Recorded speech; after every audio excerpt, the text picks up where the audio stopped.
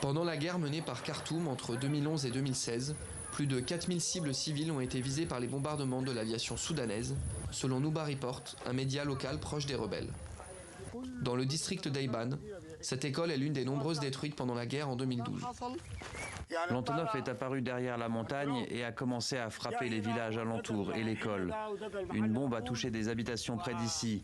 Il y a eu plusieurs bombes, une de ce côté-là, une autre là-bas.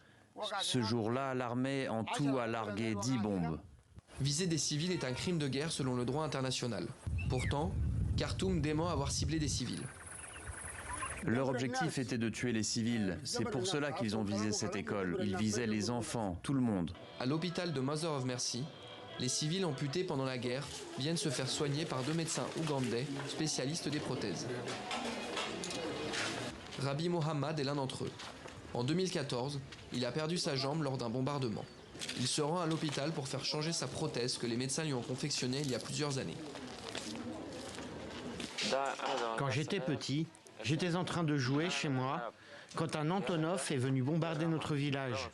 J'ai voulu m'échapper, mais des éclats d'obus m'ont atteint et ont coupé ma jambe. Il y a eu 13 morts ce jour-là. Moi, ils m'ont emmené ici, dans cet hôpital, pour me soigner. Simon Peters est prothésiste depuis 50 ans.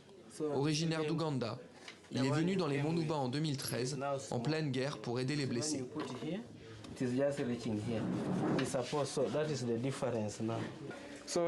Quand je vois une personne qui ne peut plus marcher, je ressens le besoin urgent de l'aider. Et quand je vois mes patients à nouveau marcher, je suis la personne la plus heureuse du monde. Les séquelles de la guerre sont encore dans les mémoires, et même si les bombardements sont terminés, Rabia n'oublie pas ce qu'il a vécu. Les autres marchent avec 2 jambes. Moi, j'ai perdu la mienne.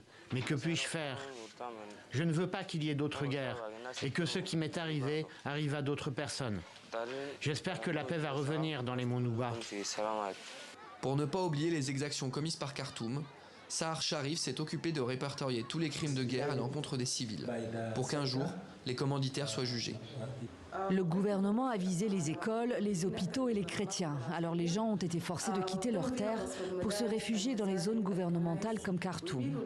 Et ils ont été remplacés par des populations arabes qui leur ont volé leurs terres. Cette politique de remplacement est un crime contre l'humanité. Nous avons documenté tous ces délits et on n'oubliera pas ce qui s'est passé. On ne laissera pas ceux qui ont commis ces crimes impunis. Les responsables seront traduits en justice, même si la paix revient avec Khartoum. Alors que les Nouba attendent toujours des réparations, Omar El-Béchir et les autres responsables de crimes de guerre sont encore derrière les barreaux à Khartoum et n'ont toujours pas été livrés à la Cour pénale internationale.